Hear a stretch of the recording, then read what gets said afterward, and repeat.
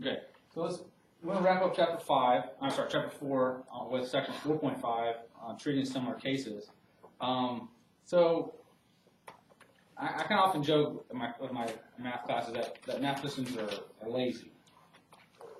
Have you ever thought of this? I mean, we come up with like a whole new language just so we don't have to write a word, like so we don't have to write the word integers, let's just write a letter like a bold G. I mean, so that's kind of what, I say we're lazy, but really a better way would say we're efficient, right? We reduce the amount of work we need to do to just, a few strokes instead of writing a whole word, right? So this is, section 4.5 is kind of similar. It's an efficient way, a more efficient way to prove a proof by cases. Instead of proving every single case, if two cases or two or more cases are essentially identical, you don't need to, a seasoned mathematician wouldn't sit there and prove every single case. The way they get around it is this idea of just saying, okay, well, these two cases are similar, so I'm only going to prove one of those. So I'm going to show you an example of how mathematicians do this. And it's a time-saving device, all right? So it's called, the title of this section is Treating Similar Cases. You've seen the type of theorems that we proved. There are going to be cases that are similar, and if you're just introducing two letters and there's no other, there's just, you just say they're integers, for example. You're not giving any other conditions, then oftentimes you can just kind of treat more than one case at once. Okay, here's an example of a proof where I'm not going to prove every single case. I'm just going to prove one case.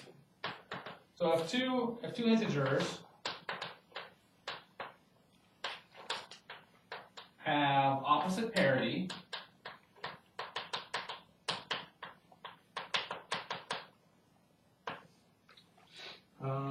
then their product is even. Two integers have opposite parity, and their product is even. First of all, do you believe that statement is true? So the good thing we all know what opposite parity means, right? You went on this, went up to your roommate and said, "Hey, did you know that if two integers have opposite parity, their product is even?" Like, what? What are you talking about? So we need to know the definition of opposite parity, right? So what does that mean? If you have two integers, one's even and one's odd. So here's where, say I want to have two arbitrary integers. Let's call them like x and y. Then by definition of opposite parity, one of them is even and one of them is odd. So you might think, as a proof by cases, you might prove first x is even, y is odd. Like if you do this proof by cases, you would have two cases, like so let x and y be integers with opposite parity.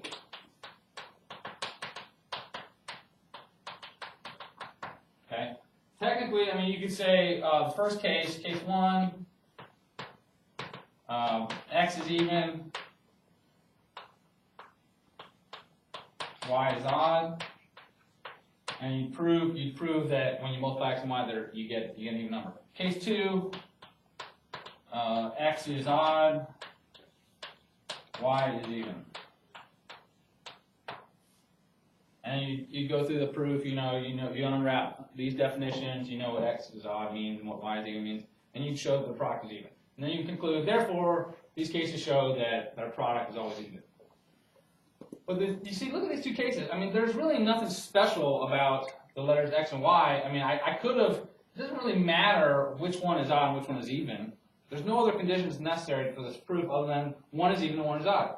So to eliminate this case 2, which is pretty much identical to case 1, we would just say, all right, without loss of generality, you want your proofs to be proven in the most general setting, but without loss of generality, let's just assume that x was the even one and y is the odd one. There's really nothing to be gained by proving this statement as well.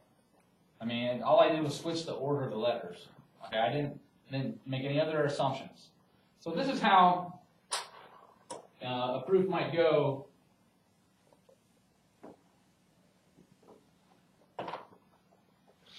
Kind of a time-saving proof, and you have to let the reader know that you're about to make this assumption that, you know, hey, I'm gonna just treat two cases as the same case, and it's not going to make my proof less general. Okay, so the idea is the phrase is without loss of generality. Okay, so here we go. If two integers have loss of parity, then the product is even. Proof. Okay, well let x and y be integers with loss of parity. Without loss of generality. Without loss of generality, and that's the phrase. And if you've read ahead or if you've seen this at some other places, sometimes even this we have an abbreviation for, right? So this happens often enough that we'll actually abbreviate it without loss of generality. So we have this time-saving device, then we have a time-saving device for a reason time-saving device. So, see, we're very efficient, right? Instead of, once we define it once, then we can just use it the rest of this semester or whatever. But so without loss of generality, so if you see the WLOG, that's what that means.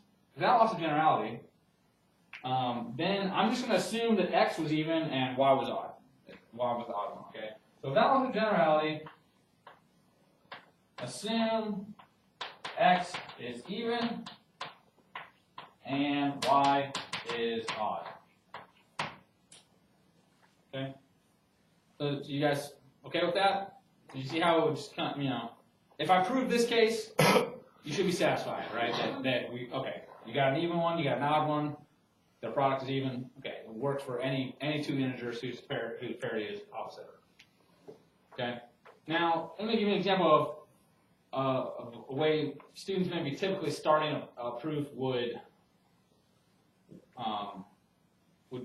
actually, they would make their proof less general. What I've seen and when people are proving things, they'll say, if two integers have opposite parity, then the product is even. And they'll say, well, let x equal 2 and let y equal 3.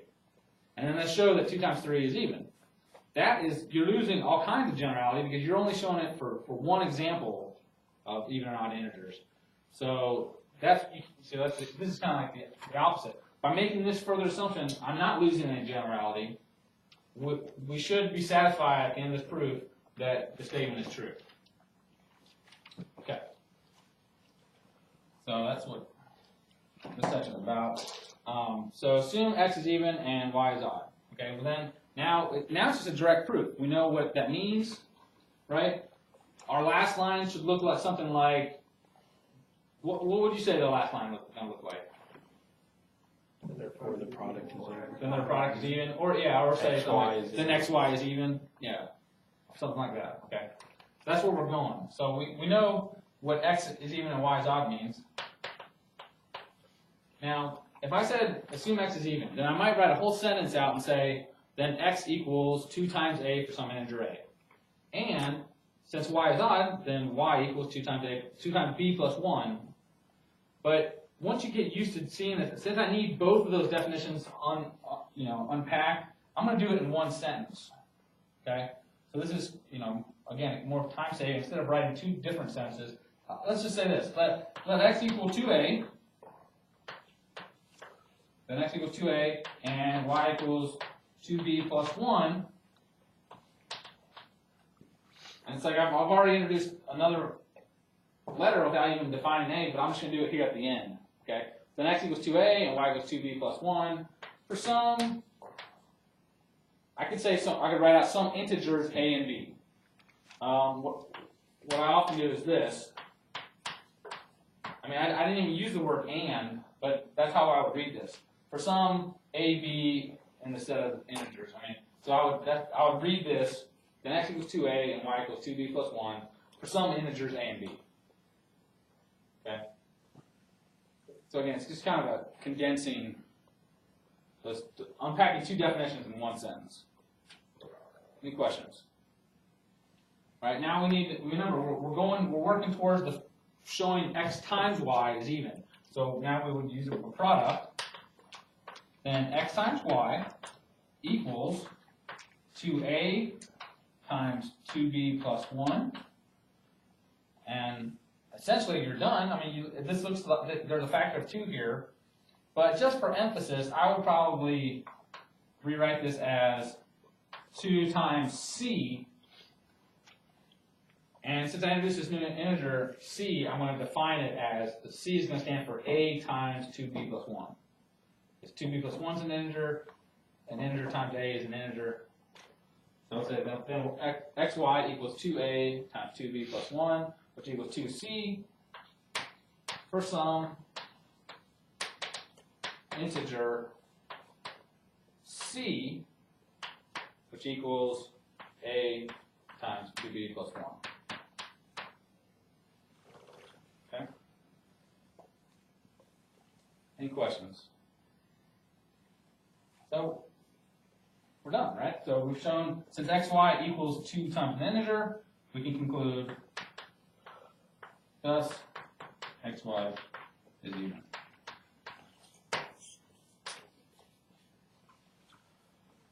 Okay, so that's what section 4.5 is. There's a couple of proofs in the book. They'll show you a direct proof by cases, and then if you read it, then they'll rewrite it using this kind of time statement without loss of generality. Let's just assume x is the even one and y is the odd one. The only other case is symmetric; it's just identical on it essentially. All right. So does this happen a lot with statements that where order is not important? Like Yeah. If you're given 2 integers and there's nothing specifically mentioned about one or the other, then this is often when you do that. Like, well, let's assume x was this one, and well, like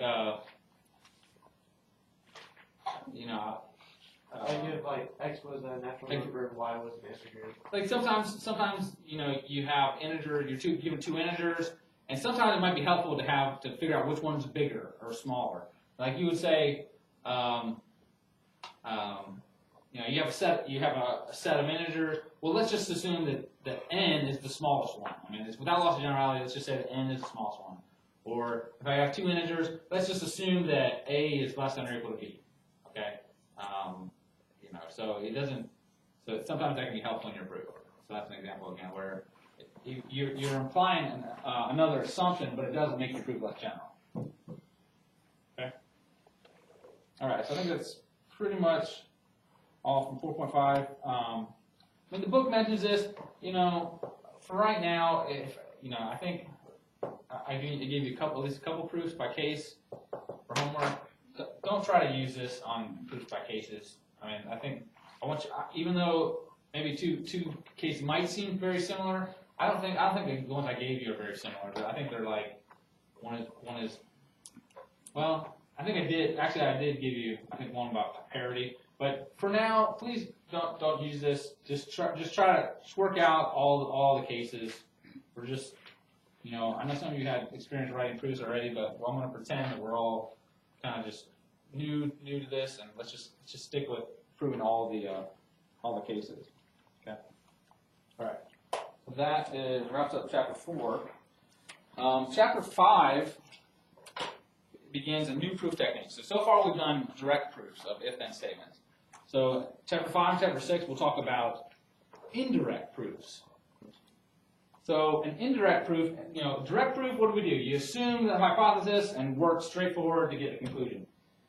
In an indirect proof, you're going to prove a different statement that's equivalent to this statement. The first technique is called proof by contraposition. So we're going to use the contrapositive. Okay, so I'll remind you what that is. But an if-then statement is equivalent to its contrapositive. Sometimes it's easier, and so therefore better, to prove the contrapositive than the given statement. So basically how we are working with the bottom up, so the bottom becomes the top and the top becomes the bottom. For a contrapositive? Yeah.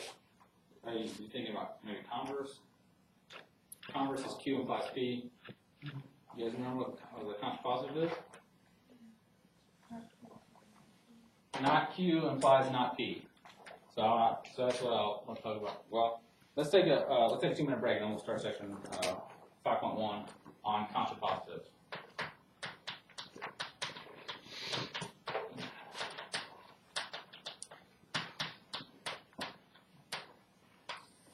Okay. Take 2 minutes.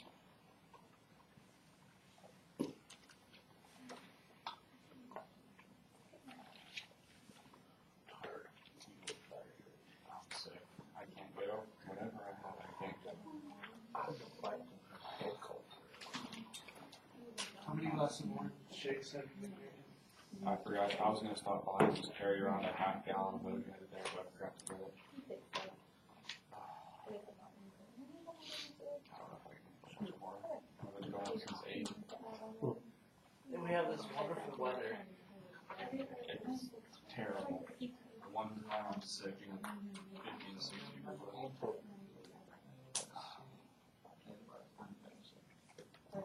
Should go hop in the sauna. And or the hot tub. I might have to go. Just watch the rest of this video later. I was real sick this morning and then I feel a little bit better. That's about what I have right now. I think sometimes I stop. So you've got The cough's not away. Now it's just the drainage and just feeling like. Are you gonna write that on next time?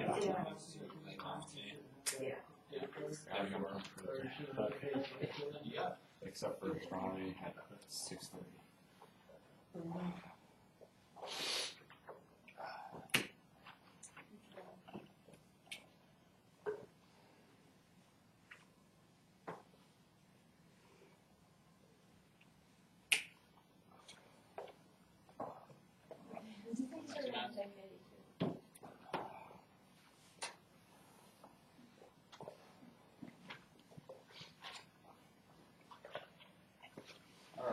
So, for contrapositive proof, again, this is an alternate technique to prove an if-then statement. Okay? If you recall, we did actually show that P implies Q is equivalent to its contrapositive. So recall, I think it actually wrote down here. So it was actually 2.6, right? We proved. So in section 2.6, we showed that the conditional form P implies Q is logically equivalent to its contrapositive form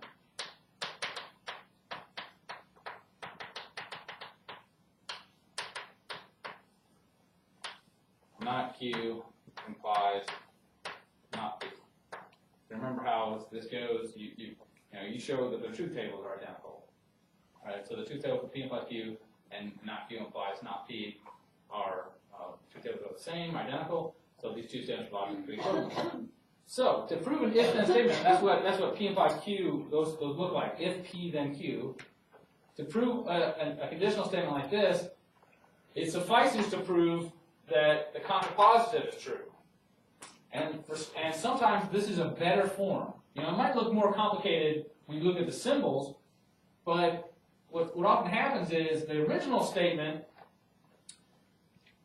it might be hard to do a direct proof. Like the statement of P might be harder than, or just, that you don't have any definitions maybe to undo, to work with here. So if you're proving P directly implies Q, it might be better to look at the negation of Q, and this might be an easier definition to unravel.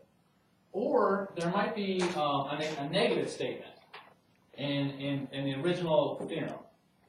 Like 2 does not divide n. Okay? So that's a negative statement. 2 does not divide n. So when you take the contrapositive, if P was 2 does not divide n, then the contrapositive in this statement, it would be 2 divides n. So again, it's much easier to work with a positive form of that in your theorems. Okay, so that's a couple reasons why you might use contrapositive. So sometimes it's just when you flip it, the definitions are easier to now you prove this directly. So sometimes the definition of not Q might be easier to work with, or there's a negation here that you might be easier to prove once you use a contrapositive. Okay. All right. So therefore, to prove P implies Q is true, it suffices to prove not Q implies not P is true. Okay? So that's how a proof by contrapositive works, or sometimes said a proof by contraposition. Okay. Now, so here's kind of like a template of a contrapositive proof. Okay. So you're trying to prove if P, then Q. That's your statement. So you would start your proof. You start your proof assuming that Q is not true.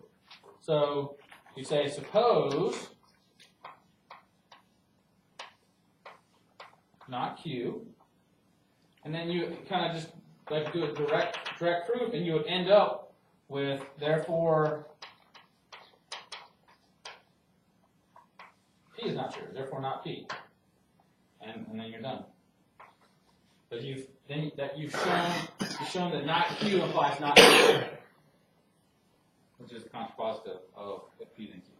So you don't have to restate the if P then Q. Now, so I'm following that. This is kind of the way the author gives a template. You know, yeah, you think about your proofs. Somebody is supposed to be reading these things. I mean, even if it's just you.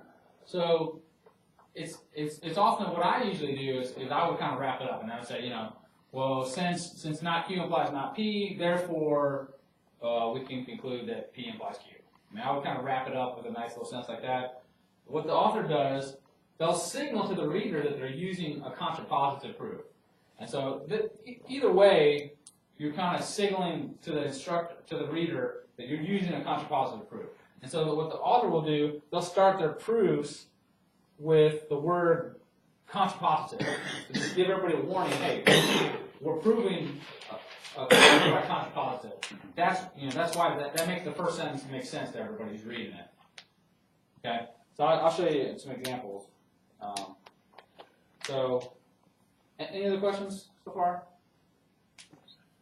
So, I mean, it's always better to have more details, right? I mean, but, so I usually would kind of wrap it up with a nice little, maybe a sentence, but, you know, as long as it's clear to the reader that you're doing proof by contrapositive, you can just stop right there. All right, so let's, actually, yeah,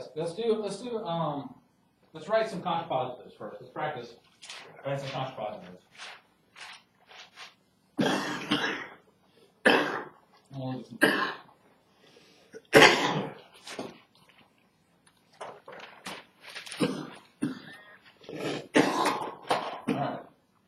So, state the contrapositive.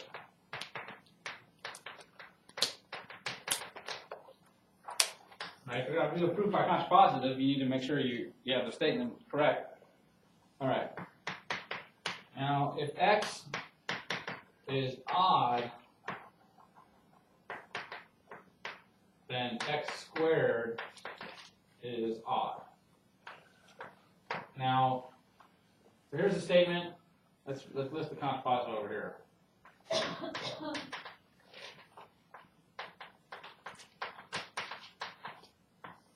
Okay, so be careful with, for right now, I want you to literally state the contrapositive instead of stating something that's equivalent to the contrapositive.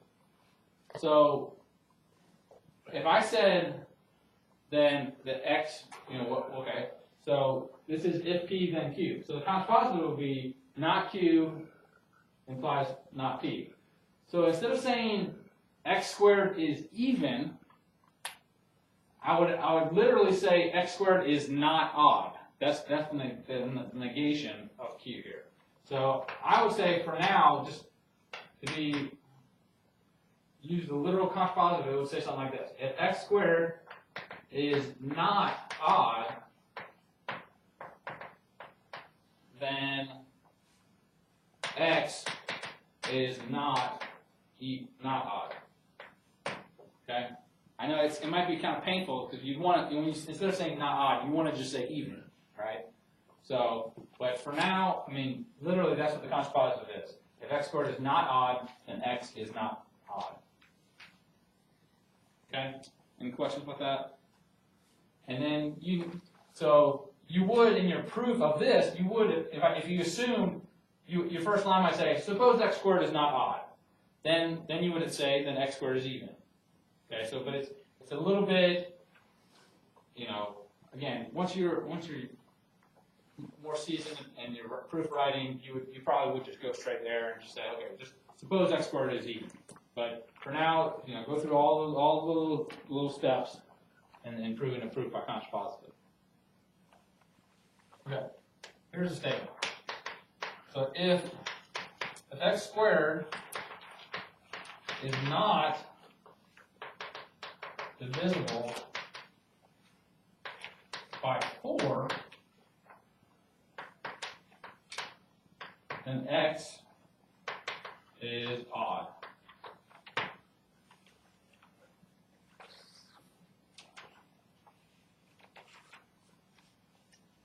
So how would you state the contrapositive? If x is not odd, right, then x squared is divisible by 4. But you would not say the x squared is not divisible by 4. I mean, So if x is not odd, then x squared is divisible by 4. So maybe look at these two statements. Which one would you rather prove?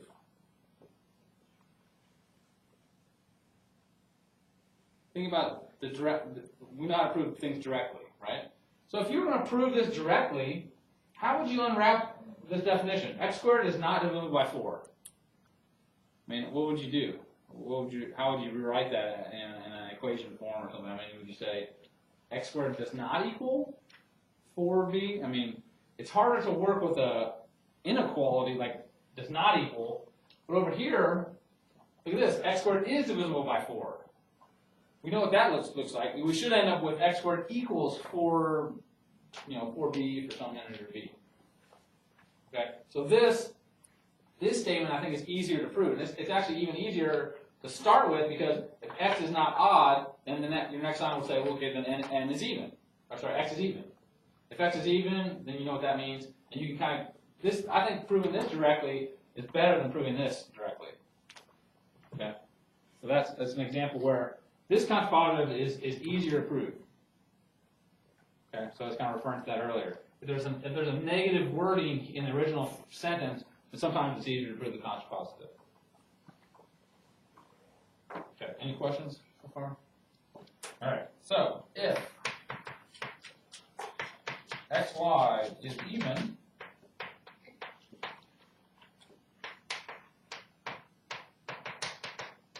then either x or y is even.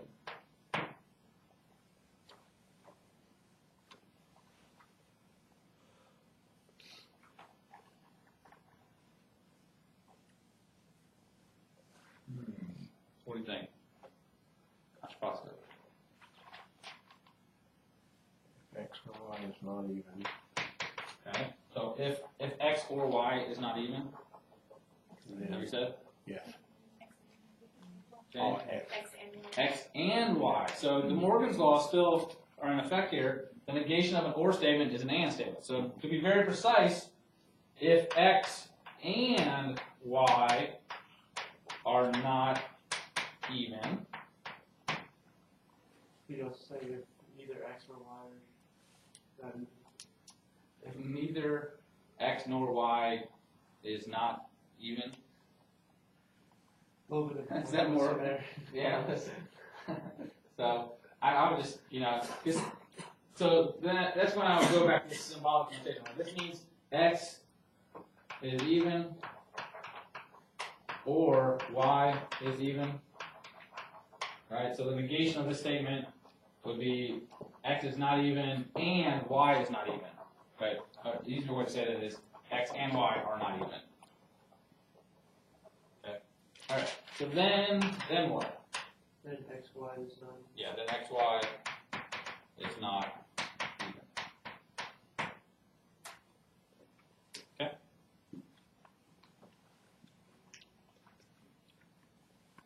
All right. Here's one. If x squared plus 2x is less than 0, then x is less than 0. Think about that. If X is greater than or equal to 0, then X squared plus 2X is greater than or equal to 0. Yeah, so the opposite, the negation of less than would be greater than or equal to. So if it is not the case that x is less than 0, then we can assume that x is greater than or equal to 0. Okay? So if x is greater than or equal to 0, then similarly x squared plus 2x is greater than or equal to 0. Okay? So those are, oftentimes tricky, right? I mean, because if you see greater than, you think the opposite is less than. But it's not. If I'm saying that x is not less than 0, it's really the opposite would be then x is greater than or equal to 0. Okay, any questions so far? So just getting you set up, so if you have a statement to prove by contrapositive, you for sure need to know what the contrapositive looks like. Okay, then you would proceed to prove these directly. You would say, okay, suppose x is greater than or equal to 0, and you're done when you've shown that x squared plus 2x is greater than or equal to 0. Okay. How about proof? Contrapositive.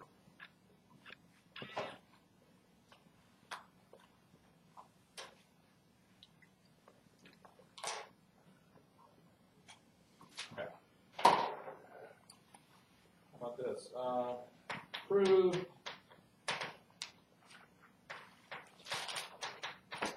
suppose n is an integer.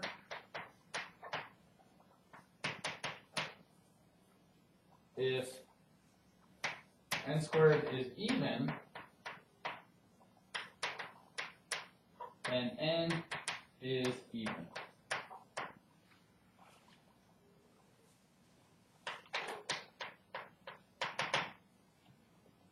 Imagine I just gave you this proof. I didn't tell you how to prove it. You might, right now, since we're going to have the direct proof, you might just try to prove it directly. So your first line would say something like, well, okay, so suppose n is an integer and n squared is even.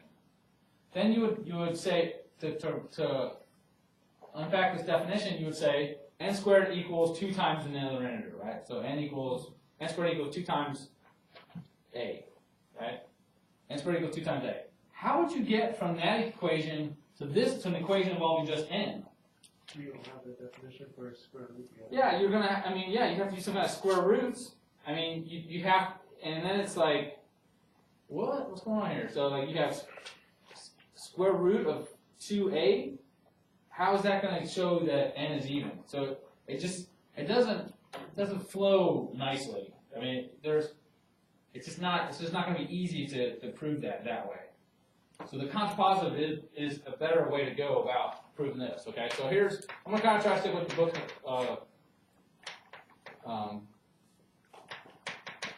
convention here that if they start a proof by contrapositive, that they'll often put the contrapositive in parentheses. Okay, and it's not even uncommon to say to actually write out. Well, we will prove the statement by contrapositive. I mean, you could actually write that. So we follow that with if n is not even, then n squared is Yeah. not even. Well, I would just assume now this is the proof by contrapositive. So I would assume not q. So I would say something like this. So suppose n is not even. Okay. So if you just wrote that sentence, suppose n is not even, I think, again, somebody who's used to seeing these type of proofs, they would say, okay, they're proving the negation of this. They must be doing a proof by contrapositive. But just this makes it very clear to who is reading. Okay, this is proof by contrapositive. Okay, and some books, some authors, some different mathematicians would actually include a phrase like, for a proof by composition, first suppose n is not even. So I mean, just make it very clear to whoever's reading it that you're doing a proof by contrapositive. Okay. All right. So suppose n is not even. We're going to get down to the line. What's our ultimate goal here? When have we finished a proof by contrapositive? Therefore, it is even. Therefore, n squared is N squared Okay. is not even. That's kind of what we're going for. What does that mean, though? What if n squared is not even? What does it really mean? N squared is odd. Okay, so think about that, right? Like, we want to get down to where n squared is odd. Okay, so think about that. You could actually write, you might write yourself a little note and kind of, n squared is odd, n squared is not even. Kind of think about it, write in pencil. So you keep an idea of where we're headed, right? All right, so suppose n is not even. Then n is odd, and therefore n equals 2a plus 1 for some integer a. I could have broken this up into two sentences. I could have said, therefore, or then n is odd. Then n equals 2a plus 1 for some integer a. It's kind of, instead of having short, choppy sentences, it might be, might flow a little better if I just kind of, just put it all together in one sentence. Okay, suppose n is not even, then n is odd, and therefore n equals 2a plus 1 for some integer a. Now it's pretty clear, if we need a statement about n squared, what should we do? Square both sides, right? So it's just kind of direct proof that you guys have done. Okay, so then n squared equals 2a plus 1, the quantity squared, which is, we need to, 2a plus 1 times 2a plus 1, FOIL method. So you get 4a squared plus 4a plus 1. Is this odd? It is odd. Let's see. So to make it very clear that it's odd, you have your plus 1. We need to pull out a factor of 2 from these guys. So this looks like 2 times 2a squared plus 2a plus my 1. Okay. And I got 3 equations already, so let's go and make a new sentence. Then n squared equals 2b plus 1 for some integer b. So I'm actually going to, let's see, so some integer b, and b happens to equal 2a squared plus 2a. And then we're essentially done, right? We just got to wrap it up here. So then n squared is odd.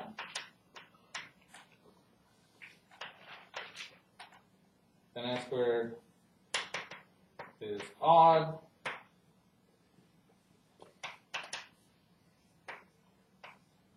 Plus n squared is not even.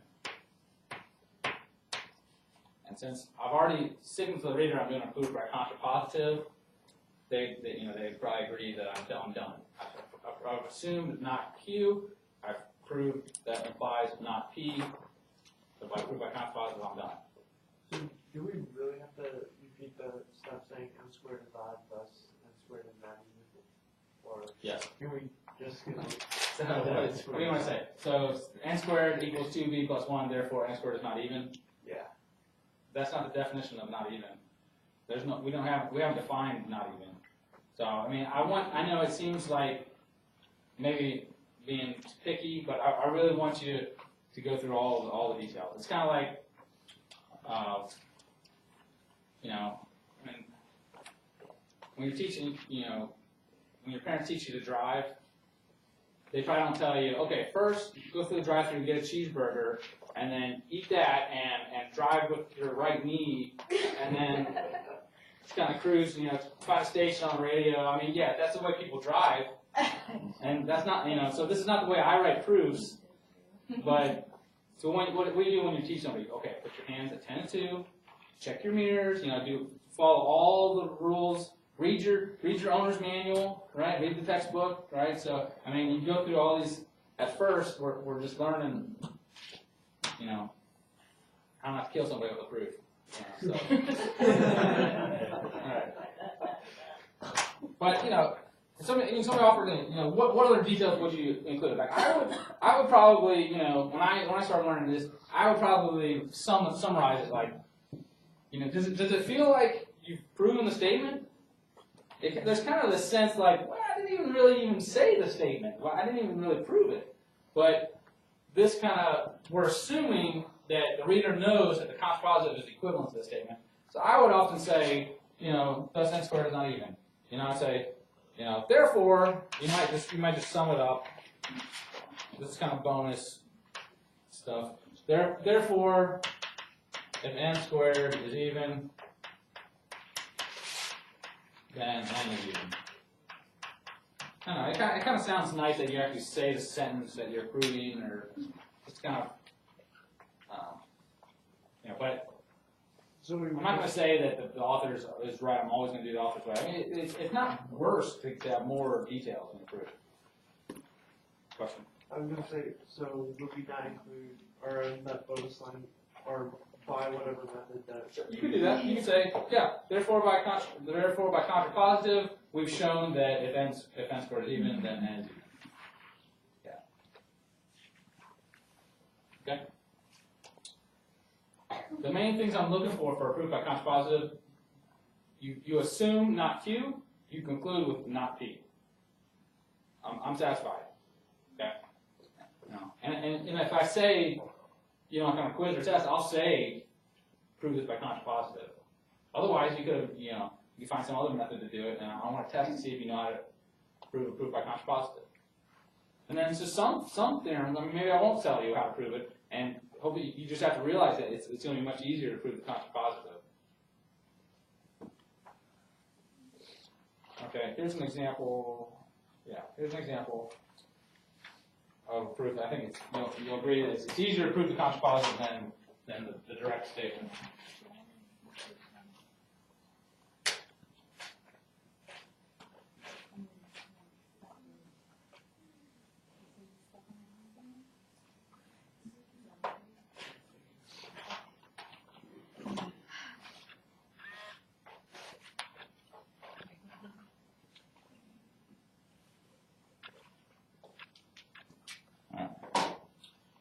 So,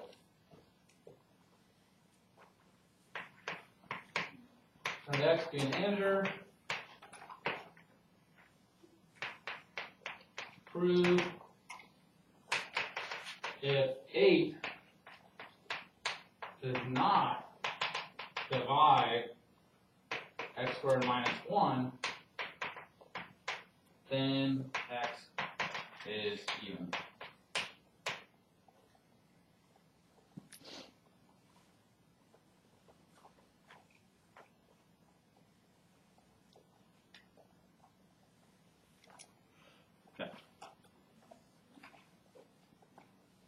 Do you see how you might get stuck if you just try to prove this directly?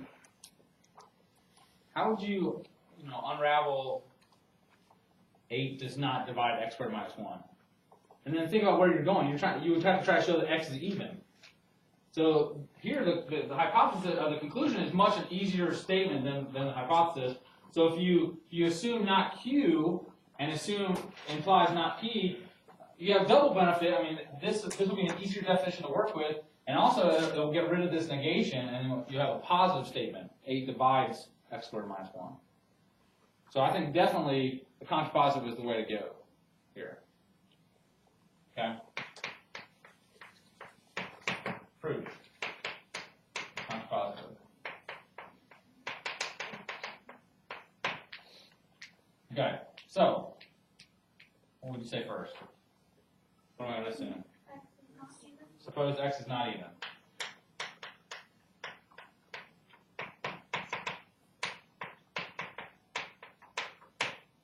Okay, I'll be satisfied with my proof if I can show at the end that that implies that 8 divides x squared minus 1.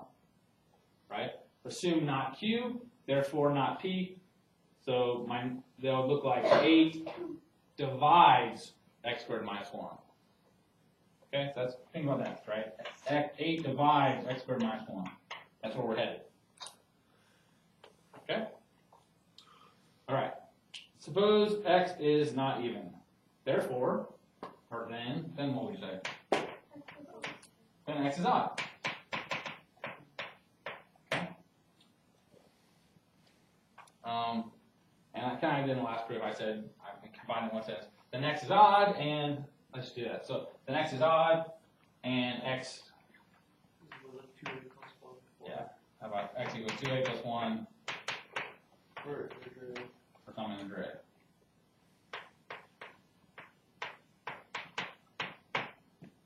Okay. All right. So we have a statement about. We're trying to prove a statement about x squared minus 1. So that's probably where you would go next, right? You might square x, and then maybe subtract 1 from that equation. Okay, so let's try that. So, I'm just write this in paragraph form here. So then x squared equals. Would it be too much to just jump to x squared minus 1? Write the equation for x squared minus 1. Should I do it separately, you think? Or should I say that x squared equals the quantity 2a plus 1 squared? You think that's better? 4a squared plus 4a. Let's do that. I mean, so I can see, once you write a proof, you might see a way to make it more efficient, make it kind of combine some statements, but this is fine. So then x squared equals 2a plus 1, the quantity squared, which equals 4a squared plus 4a plus 1.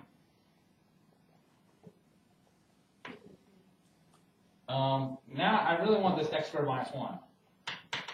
So then x squared minus 1 would equal what? 4a squared plus 4a. 4a squared plus 4a. Okay. So you can even think about it. You might even say, you think it's pretty clear? Somebody could go from that. Could we say note x squared minus 1 equals 4a plus 4? Sure. No, so then you might even say, like, well, by subtracting 1 from both sides of the equation, we obtain x squared minus 1 equals 4a squared plus 4a. Again, more details is better. All right, any questions so far? Right, you think I need to say anything else in this? So x squared minus 1 equals 4a squared plus 4a.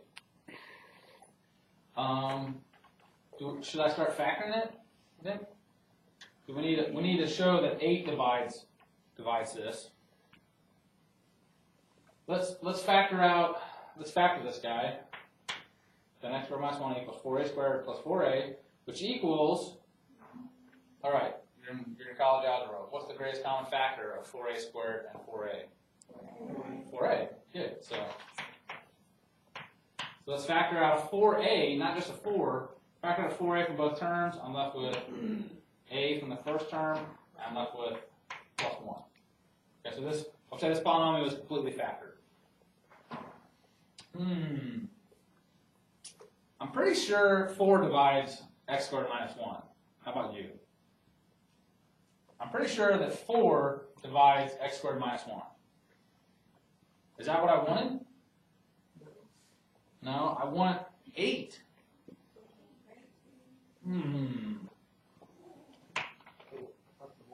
Let me have an epiphany. So what are you thinking? You multiply by 2 when it affects anything. Yes. There is a factor of 2 already. You just don't see it. Think about a proof you may have seen earlier today about maybe section 4.5. Maybe something we proved earlier could help us here.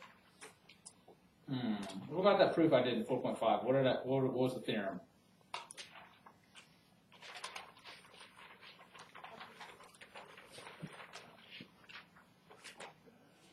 Something about integers with opposite parity. Product is even. So we've already proved today that if 2 integers have opposite parity, then their product is even. How could that help us here? You see 2 integers with opposite parity? You have 2a times 2a. What about a and a plus 1? Do they have opposite parity?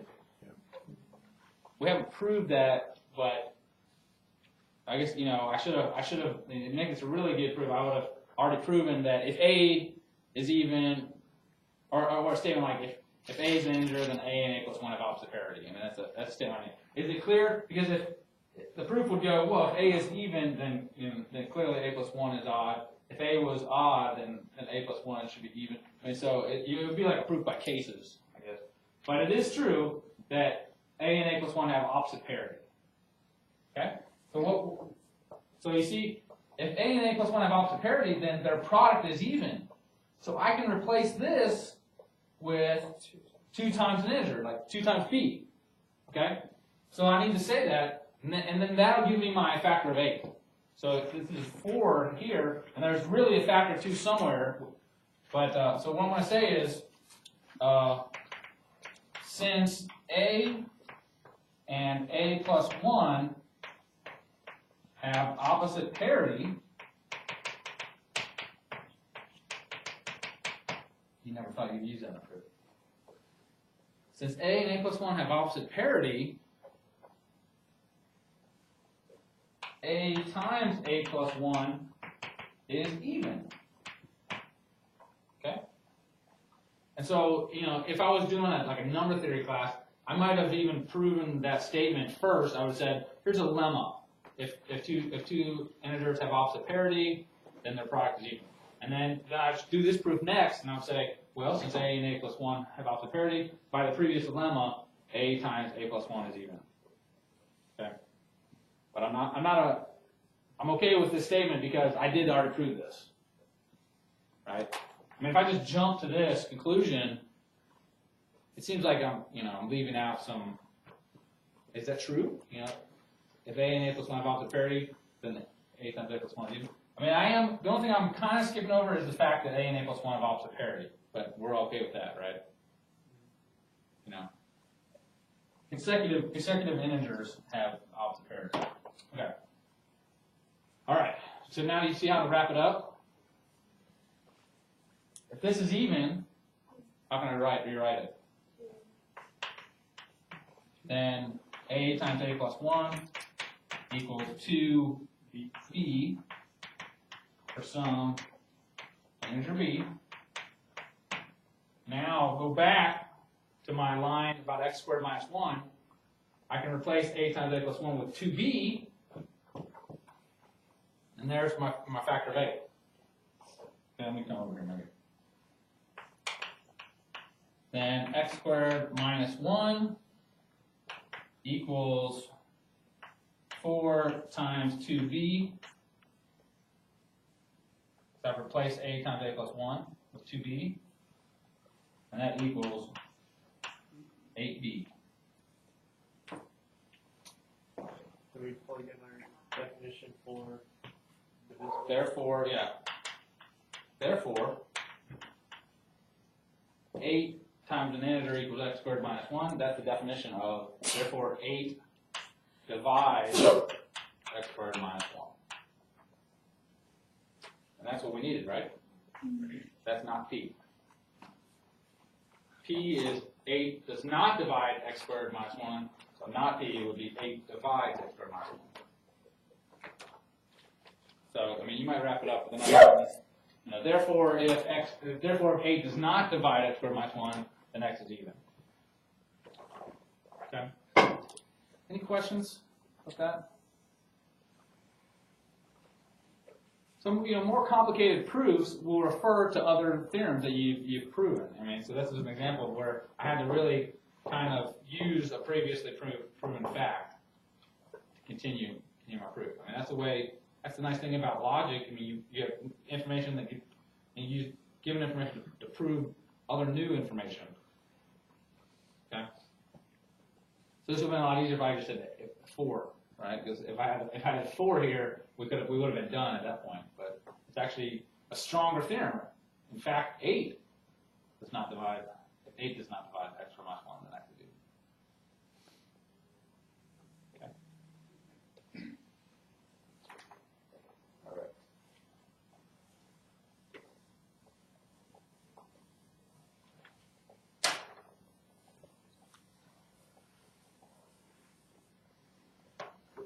Let's see what's next.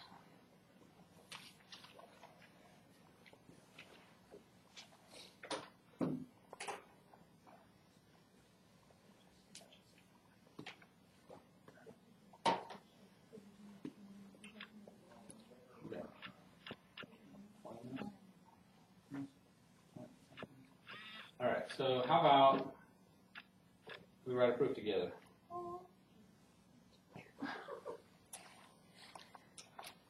Proof by contrast. Okay. How about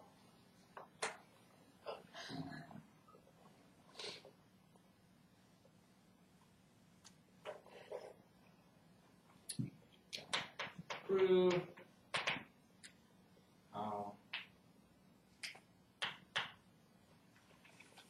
what is this?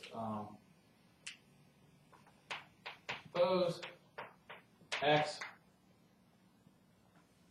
and suppose x and y are integers.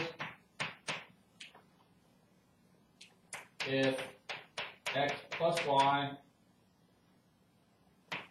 is even, then x and y have the same parity.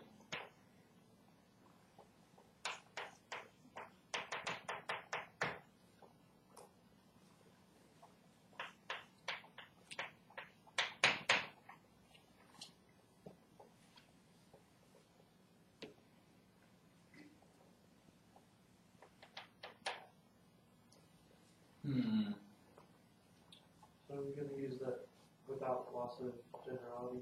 Well, I guess since I'm supervising, we can handle it. I might do that. So let's see here. So are you assuming this should be a proof by contrapositive in that question? And since we're in the section on proof by contrapositive. Yeah, let's see. What do you think it's going to be easier to prove this directly or proof by contrapositive? If I prove it directly, I would have to say x plus y equals 2 times an integer. Is that going to get me a statement about x alone? Maybe. I don't know. Maybe it is easier to work with contrapositive. Maybe we should assume not q and then show that not p is true. So what would it be if we did a proof by contrapositive? What would my first assumption be? So if I do a proof by contrapositive,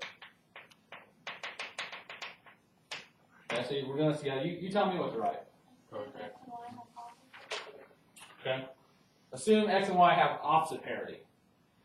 Now we did a contrapositive where you had an and statement and then it turned into an or, but really, I mean, the opposite of two integers having the same parity is those two integers have opposite parity. Because by saying parity, you have to have two integers. you can't say 2 has the same parity. You know, you have to have, say 2 and 4 have the same parity. And it's necessary to have these two objects to even say a proper sentence with the word parity in it. So I would just say, assume or suppose, what you would say, you did say. So suppose x and y, well, would I say literally do not have the same parity? Opposite parity.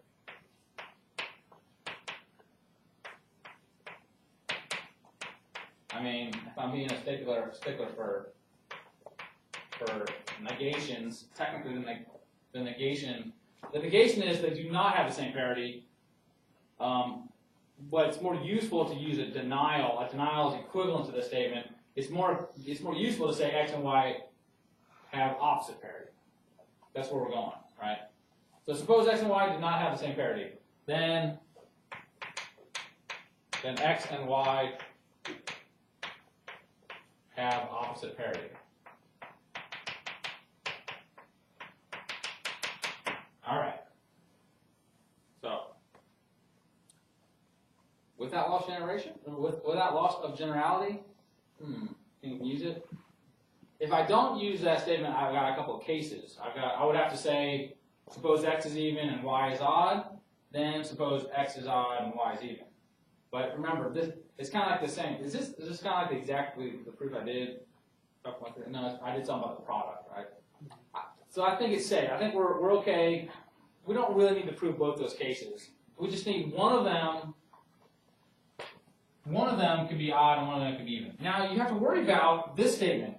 X and y are symmetric here. I mean, there's no difference. The x plus y is equivalent to y plus x.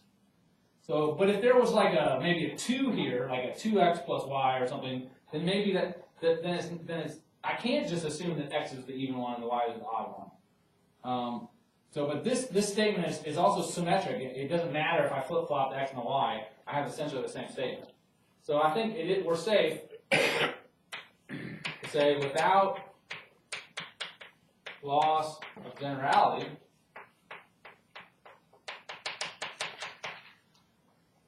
is it okay if we say x is the even one? Mm-hmm. Okay, without loss of generality. Suppose x is even and y is odd. Okay? But really, it does not affect the general statement because x and y are x plus y is the same as y plus x. We're just given two integers. We're just assuming that they don't have the same parity. Okay. What are we trying to prove, anyways? How do we know when we're done? Yeah, x plus y is not even. That's the not p. Right? All right. Tell me what's right. Then x equals 2a and y equals 2b plus 1. Good. Yeah. Then x equals 2a and y equals 2b plus 1 for some integers a and b.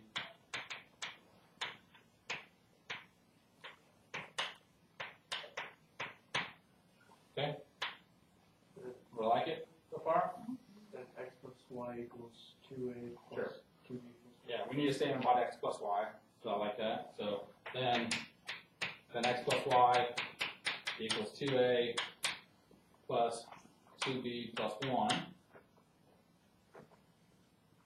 Should I say anything else, like for integers a and b, or what should I do now? Pull the 2 out, so we have 2 times a plus b plus 1. Yeah. So if x plus y is not even, we really want x plus y is odd. Right? So yeah, let's make this look like an odd. So this looks like 2 times the quantity a plus b plus 1. Thus x plus y equals 2c plus 1. Okay. C equals a plus b. Thus x plus y equals 2c plus 1. Some integer c equals a plus b. Thus x plus y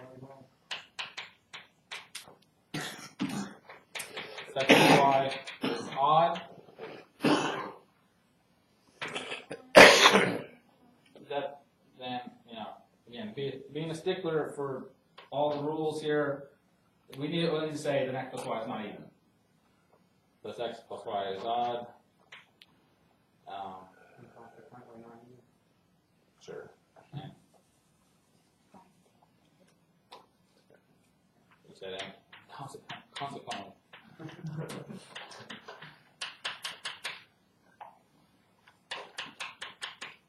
It is an odd.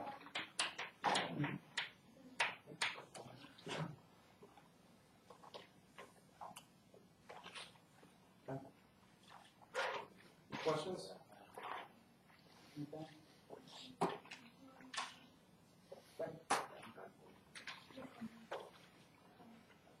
All right. I think you got a lot of proofs to write, right? Hopefully you started your homework, right? And these, once you get used to these, they probably won't take that long. But I mean, I don't want you just rushing through. You know, I was a math student one time, so I tell you, mathematicians are lazy. Are mathematicians procrastinators too? I don't know, because I was kind of a procrastinator. Again, I argue I was more efficient when I gave myself an hour to do my homework. I was just like, you know, working on my homework. But anyway, so you got a lot of stuff to do, and here's some more. So homework from chapter 5. I mean, I really want you guys thinking about these and using these concepts. Or wait, if I sit down with homework once a week, it's kind of like, it would be better if this was like a Monday, Wednesday, Friday class, but, alright, so there's only one homework section from chapter 5, sorry, it's page 108, chapter 5, page 108, number 2, 4, and 12. The good thing about this is, I mean, once you convert it to a contrapositive, now you're still doing direct proofs. And so you should have, this week, you know, this next homework, you should really hopefully get direct proofs down. Okay. There's a couple more sections in chapter 5. 5.2, the author even mentions this. He defines, it's really a topic from number theory, like an introductory number theory class. That's where I've taught it in the past. It's congruences.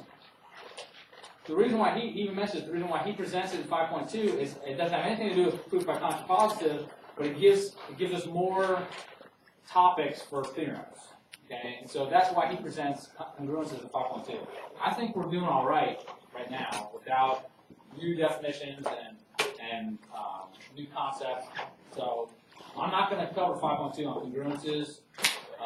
You see that, I think, like you took like abstract algebra or number theory or something like that. So, and I think we've got enough right now. And then 5.3 is more of a conversation again. I would like to say something about 5.3 next week on style of writing proofs. And you know, that was kind of my goal to get through 5.3 today as well. But it wouldn't hurt if you just read 5.3 because it's like a conversation. It's like tips on how to write proofs. Okay, and so that could be helpful, right? When you have a lot of homework writing proofs. So just common conventions that we do in mathematics. Like you don't start sentences with variables, right? Like if say you were typesetting this, and instead of saying then x and y have opposite parity, if I just wrote this x and y have opposite parity, what would Microsoft Word tell you to do with that x? Capitalize. They would want you to capitalize it, right? So this is now in your- But that we've kind of reserved capital letters for something else. We kind of use those as sets, right? So I mean, and then it's not like, you know, then it doesn't look right. It doesn't look like following common English punctuation. So it's better to not start sentences with variables. So those are some kind of hints. You might read over 5.3. I'm not going to give you notes per se from 5.3, but I would like to address them in class. I think there's some really good suggestions in there. Just common conventions that we use as mathematicians when we write proofs. Okay. Okay. So we'll stop there. Finish up chapter 5 next week.